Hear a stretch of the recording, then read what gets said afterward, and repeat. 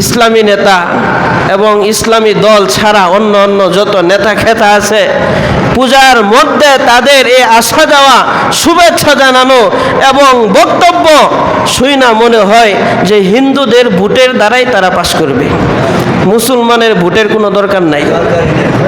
অবস্থা এমন মনে হয় যে 90% 95% মুসলমানের ভোট দিয়া তার পেট ভরবে না, এই 5% ভোট তার খুব দরকার। 5% ভোট না হইলে সে আর পাস করবে না।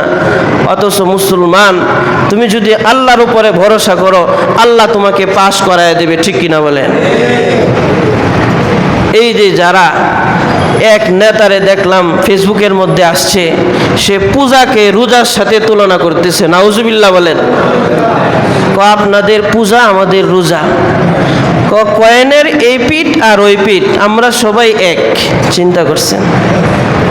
ইমান নাই, চলে গেছে। এই লোকটা যদি এখন মারা যা, আল্লাহর কাছে যদি আবার খাটি দিলে তওবা না করে, কালিমা পয়রা ইমানটা যদি সে নবায়ন না করে, মরতে দেরি হবে। গার ধাক্কা দিয়া আল্লাহ এই ব্যক্তিটাকে, তার মতো যারা রয়েছে এই শিরকি কাজকে যারা শুভেচ্ছা জানায়, এই শিরকি কাজের মধ্যে গিয়ে যারা উৎসাহ দেয়, এই শিরকি কাজের মধ্যে গিয়ে যারা বিভিন্ন রকমের প্রতিশ্রুতি দেয়, অথচ নিজে মুসলমান হয়েছে, মুসলমান হওয়ার পরে আল্লাহর সাথে শরীক করতেছে, সেই যদি ইমান যদি আবার নবায়ন না করে, সঠিকভাবে কালিমা পড়ে যদি মুসলমান না হয়, এই লোকটা, এই নামদারি মুসলমান, মরতে দেরি হবে, আল্লাহ গাছ ধাক্কা দিয়া জাহান্নামে পাঠাইতে দেরি হবে না, ঠিক কিনা বলেন?